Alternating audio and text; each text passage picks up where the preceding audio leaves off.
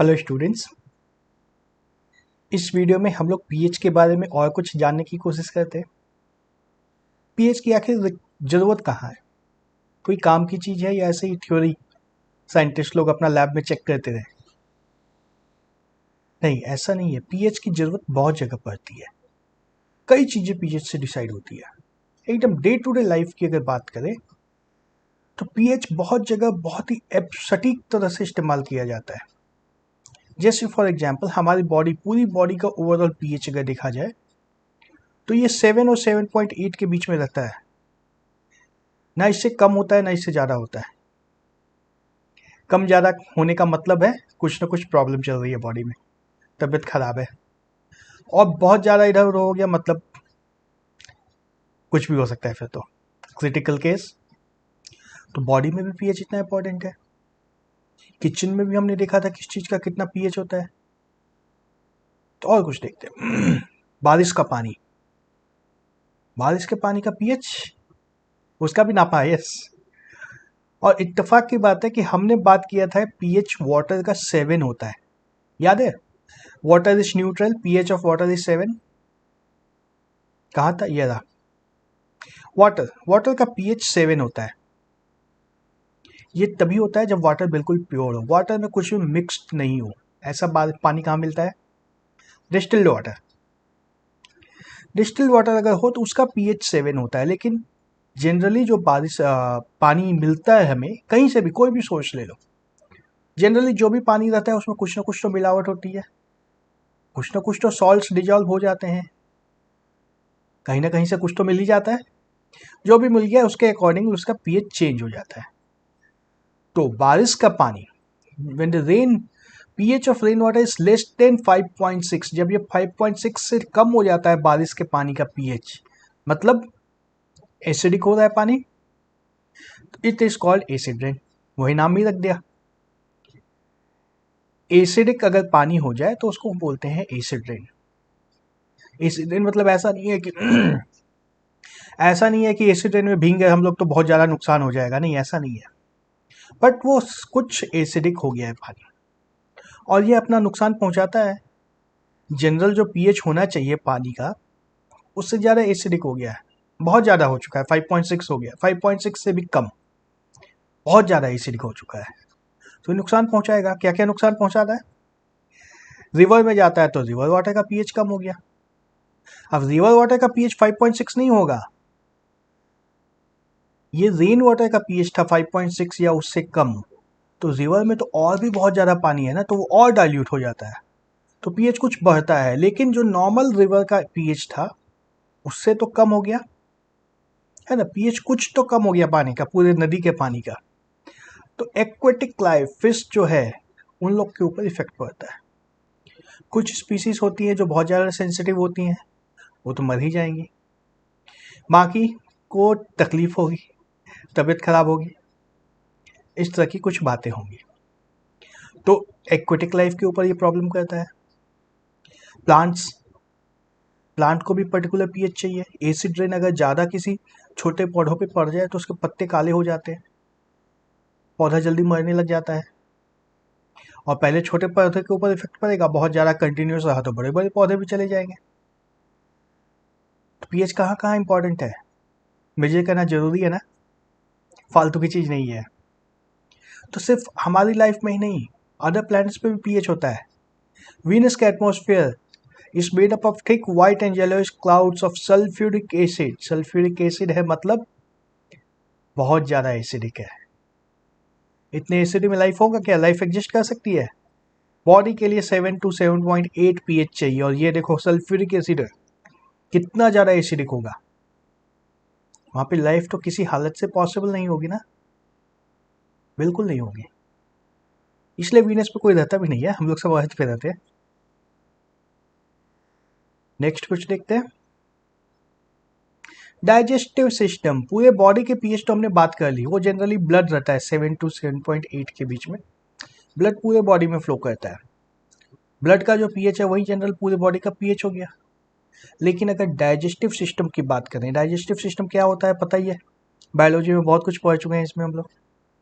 Digestive system की बात करें तो उसका सबसे इंपॉर्टेंट ऑर्गन क्या होता है? स्टमक, है ना। सारा खाना पहले स्टमक में जाता है, वहीं पे डाइजेस्ट होता है। तो स्टमक में HCl प्रोड्यूस होता है, हाइड्रोक्लोरिक एसिड प्रोड्यूस होता है, रहता नहीं है, प्रोड्यूस होता है। क्यों प्रोड्यूस होता है? डाइजेशन के लिए। एसिडिक है, फूड को ब्रेक डाउन करेगा, ये ब्रेक डाउन करेगा तब तो फिर बॉडी में यूटिलाइज होगा फूड। तो HCl बॉडी में डाइजेस्टिव सिस्टम में प्रोड्यूस होता है स्टमक में। अगर बहुत ज़्यादा इस मिल गया HCl, अगर कुछ ज़्यादा प्रोड्यूस हो गया तो इससे क्या होगा? गैस, गैस का दर्द होता है, पेट में दर्द होता है, अजीब सा फील होता है। देखो पीएच चेंज हुआ, थोड़ा सा इफेक्ट पड़ने लग गया। तो ये गैस का पेन जो हुआ एसिड बनने की वजह से हुआ, है ना। एसिड बनने की वजह से जो पेन हुआ है उसको न्यूट्रलाइज करना होगा बेस से, एसिड का उल्टा देना होगा। तो दवा जो हम लोग गैस की खाते हैं ना, वो बेस ही रहती है generally. To get rid of this pain people use bases. किस टाइप के बेस यूज करते हैं? इसका नाम होता है एंटासिड। एसिड का उल्टा एंटासिड बेस होता है, जो उस एसिड को न्यूट्रलाइज करता है, कुछ ठंडा कर देता है। एसिड कम होता है तो तबीयत अच्छी लगती है, दर्द खत्म हो जाता है। तो कौन सा एंटासिड यूज होता है? मैग्नीशियम हाइड्रोक्साइड, या उसको मिल्क ऑफ मैग्नीशिया भी बोलते हैं। इनो पीते हो ना, इनो का घोल पी लिया, उस पे रहता है मैग्नीशियम हाइड्रोक्साइड या मिल्क ऑफ मैग्नीशिया। देख लो, पेट में भी एसिड पीएच होता है। और कहाँ होता है pH? Tooth decay, tooth decay cavity पता है ना, दांत के अंदर कुछ होल्स हो जाते हैं, फिर उसमें माइक्रो ऑर्गेनिज्म रहने लग जाते हैं, फिर वो धीरे धीरे जाके दांत के ऊपर अटैक करते हैं, दांत में दर्द होना स्टार्ट होता है। तो डीके स्टार्टिंग पॉइंट क्या है? दांत का जो नॉर्मल पीएच है उससे कुछ चेंज हो गया। किस तरफ चेंज हुआ? कम होने लग गया पीएच, लोअर देन 5.5 अगर हो गया। Tooth decay starts when the pH of mouth is lower than 5.5। Cold drink पीने से जल्दी होता है, कोल्ड ड्रिंक एसिडिक होता है, पी लो तुरंत मुंह का पीएच कम होगा, और बोलते हैं ना डॉक्टर्स दांतों पे अटैक होता है। कैसे अटैक होता है? प्रोसेस क्या है उसका? टूथ एनेमल, सबसे ऊपर का जो दांत का लेयर है, it is made up of calcium hydroxyapatite. It is the hardest substance in the body. It does not dissolve in water but is corroded when pH is below 5.5।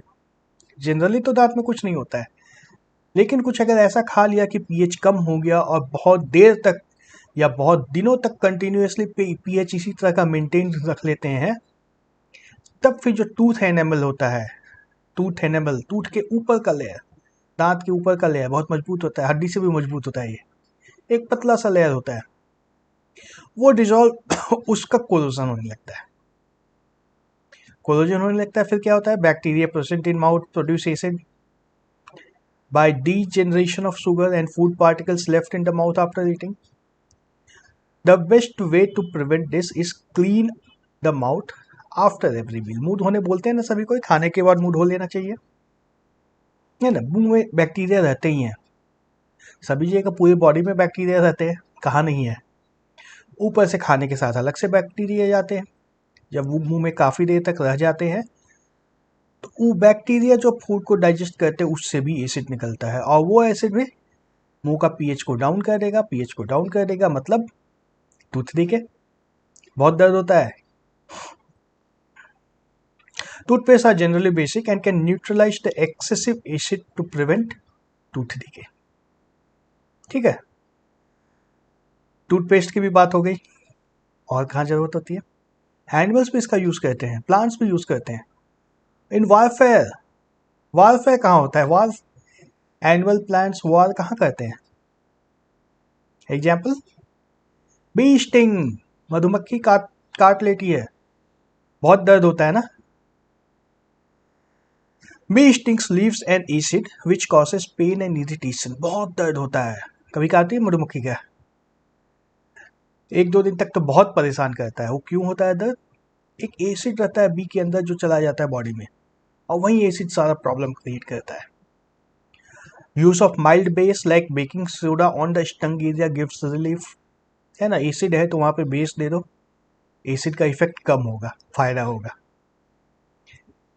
तो ये था एनिमल्स का वॉरफेयर, एनिमल्स एक दूसरे से ऐसे लड़ाई करते हैं ना, काट लो।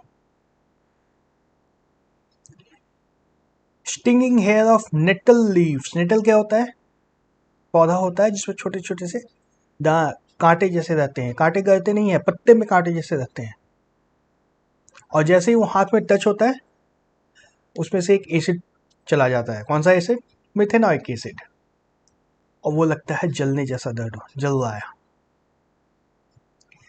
एक क्वेश्चन देखते हैं आगे बढ़ने के पहले, पीएच के बारे में बहुत कुछ जान चुके हैं।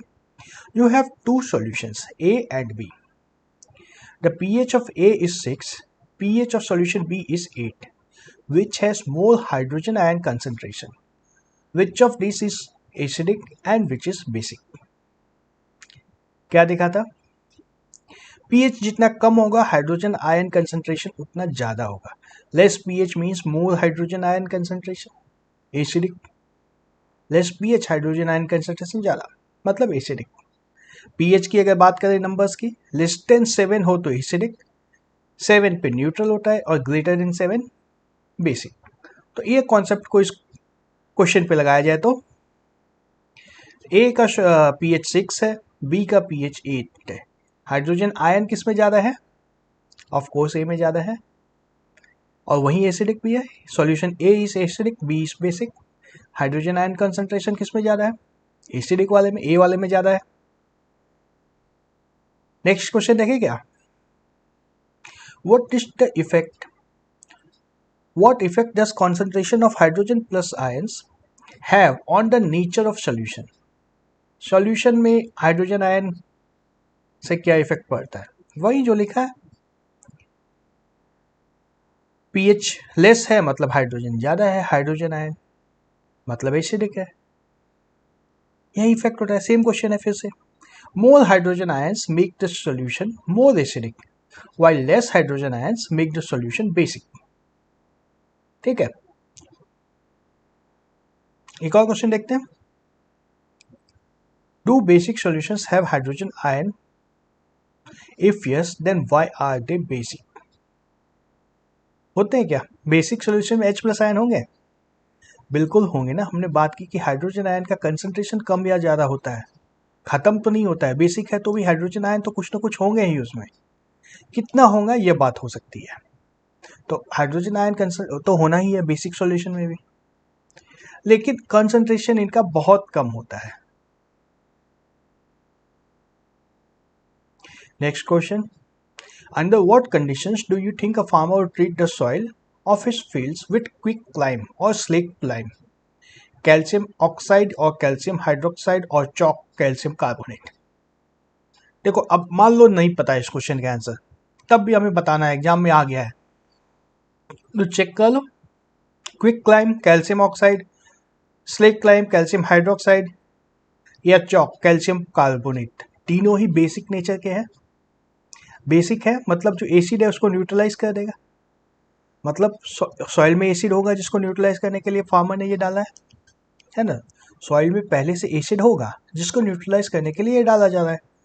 तो कंडीशन क्या हो गया, under what condition the farmer will use this, when the soil is acidic, अगर उसको पता चल चुका है कि सॉइल में एसिड आ गया है, कहीं से भी आ सकता है, हो सकता है रेन वाटर से या एसिड रेन हुई हो, अगर सॉइल ज़्यादा एसिडिक हो गया है तो वो ये सब कुछ डाल करके एसिडिक नेचर को कम कर सकता है। ठीक है, और हम लोग जान ही रहे हैं कि पीएच अगर 7 के आसपास होता है तभी प्लांट ग्रोथ होता है। आगे चलते हैं, अबाउट सॉल्ट्स, सॉल्ट्स के बारे में देखेंगे हम। सबसे पहले कुछ एग्जाम्पल देख लें, सॉल्ट के नाम जान लें पहले। पोटेशियम सल्फेट, क्या लग रहा है क्या होता है ये, पोटेशियम सल्फेट, पोटेशियम के सल्फेट SO4, तो potassium sulphate K2SO4, simple formula है। सोडियम सल्फेट, सेम पोटेशियम की जगह पे सोडियम आ जाएगा, है ना। ये सब मैं बता रहा हूँ कि फॉर्मूला कैसे याद होगा। पोटेशियम और सोडियम दोनों में कोई फर्क नहीं है, दोनों सेम है। तो यहाँ पे के की जगह Na लगा दो, sodium sulphate NaSO4, Na2SO4। Calcium sulphate CaSO4 यहाँ पे 2 नहीं होगा, पता है ना। कैल्शियम की वैलेंसी 2 है, सोडियम और पोटेशियम की वैलेंसी 1 है, तो SO4 से जब कंबाइन होता है तो वैलेंसी 2 होनी चाहिए। Magnesium sulphate same as potassium, calcium sulphate, valency भी 2 है मैग्नीशियम की, MgSO4 हो जाएगा ये। नेक्स्ट कॉपर सल्फेट, ये CuSO4 हो जाएगा, वैलेंसी कॉपर की भी 2 है। नेक्स्ट सोडियम क्लोराइड, दूसरा आ गया, ये सल्फेट हट गया है। लेकिन सोडियम क्लोराइड ये तो सबसे आसान है ना, सबके घर में कॉमन सॉल्ट रहता ही है सोडियम क्लोराइड, NaCl। इससे आसान कौन सा सॉल्ट होगा, इसीलिए इसको हम लोग कॉमन सॉल्ट भी बोलते हैं, NaCl। सोडियम नाइट्रेट, ये क्या होता है, नाइट्रिक एसिड से रिएक्ट कराने के बाद ये बनता है NaNO3, sodium nitrate. Sodium carbonate, ये क्या होता है, Na2CO3। कॉमन नेम इसका क्या है, वॉशिंग सोडा। अमोनियम क्लोराइड, ये क्या होता है, NH4Cl। अलग अलग तरह के सॉल्ट बहुत सारे हो सकते हैं, बहुत सारे नाम हमने देखे। तो इसको कैटेगराइज किस तरह से कर सकते हैं, फैमिली सॉल्ट की किस तरह से बना सकते हैं। फैमिली जैसे सोडियम सॉल्ट, जिस सॉल्ट में सोडियम हो वो सारे सोडियम के सॉल्ट हो गए, जैसे sodium sulphate, sodium chloride, sodium nitrate, है ना। सारे सॉल्ट में सोडियम आ रहा है यहाँ पे, तो सोडियम की प्रॉपर्टी सब में आती चली जाएगी, है ना। सल्फेट, क्लोराइड, नाइट्रेट सब चेंज होते जा रहा है, लेकिन सोडियम सभी में कॉमन है। ये सॉल्ट कैसे फॉर्म होगा, सोडियम को हाइड्रोक्लोरिक एसिड से रिएक्ट कराएंगे तो सोडियम सल्फेट बन जाएगा, है ना। हाइड्रोक्लोरिक एसिड से रिएक्ट कराएंगे तो सोडियम क्लोराइड बन जाएगा, नाइट्रिक एसिड से रिएक्ट कराएंगे तो सोडियम नाइट्रेट बन जाएगा। तो एक बार जब फैमिली डिसाइड हो गई तो कैसे कैसे बनेगा सॉल्ट समझ में आ रहा है ना, कि मेटल है और उसके साथ एक एसिड चाहिए, जिस फैमिली का एसिड चाहिए उस फैमिली का, जिस फैमिली का सॉल्ट चाहिए उस फैमिली का एसिड लगा देना है।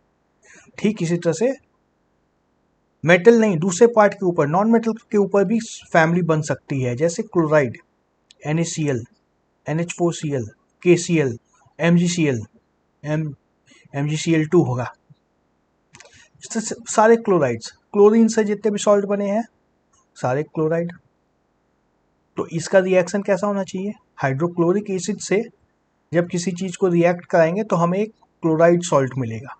जैसे सोडियम अगर हाइड्रोक्लोरिक से रिएक्ट हुआ तो सोडियम क्लोराइड मिल गया, अमोनिया अगर रिएक्ट हुआ हाइड्रोक्लोरिक एसिड से अमोनियम क्लोराइड मिल गया, पोटेशियम अगर रिएक्ट होता तो पोटेशियम क्लोराइड मिल जाता, मैग्नीशियम अगर रिएक्ट होता तो मैग्नीशियम क्लोराइड मिल जाता, है ना। एक की फैमिली अगर पता चल गई ना तो उससे सब कुछ निकलता चला जाएगा। दूसरी फैमिली देखते हैं, सल्फेट। मतलब हम सिर्फ एग्जाम्पल्स की बात कर रहे हैं, सारी फैमिली का लिस्टिंग नहीं कर रहे हैं यहाँ पे। फॉर एग्जाम्पल देख रहा है, अगर ये फैमिली हो तो कैसा होगा, ये फैमिली हो तो कैसा होगा। सल्फेट, सल्फेट में क्या क्या आएंगे, Na2SO4, K2SO4, MgSO4, CaSO4, कोई भी किसी भी मेटल में SO4 लगा दो, CuSO4, Fe2SO4, कुछ भी लगाते चले जाओ। सिमिलरली रिएक्शन भी इसका नहीं जाएगा, हाइड्रोक्लोरिक एसिड से अगर रिएक्ट करा दो, सॉरी सल्फ्यूरिक एसिड से अगर रिएक्ट करा दो तो हमें सल्फेट मिलेगा, सोडियम रिएक्ट हुआ तो सोडियम सल्फेट, पोटेशियम रिएक्ट हुआ तो पोटेशियम सल्फेट, है ना। इस तरह से मिलता चला जाएगा। ओके, इस वीडियो को यहीं पे स्टॉप करते हैं, बाकी अगले वीडियो में देखेंगे। Bye bye.